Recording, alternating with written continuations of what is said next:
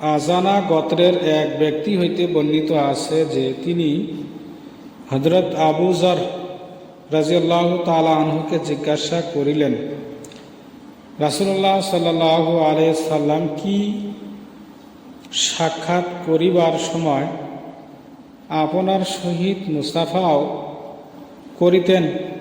তিনি বলিলেন, আমি যখনই রাসূলুল্লাহ সাল্লাল্লাহু আলাইহি সাল্লামের সহিত সাক্ষাৎ করিয়াছি তিনি সর্বদা আমার সহিত মুসাফা করিয়াছেন।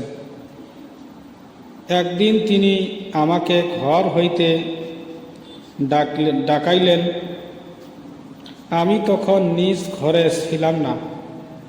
যখন আমি ঘরে আসিলাম এবং আমাকে বলা হইল যে নবী করিম সাল্লাল্লাহু আলাইহি সাল্লাম আমাকে ডাকাইয়াছিলেন, তখন আমি তাহার খেদমতে হাজির হইলাম।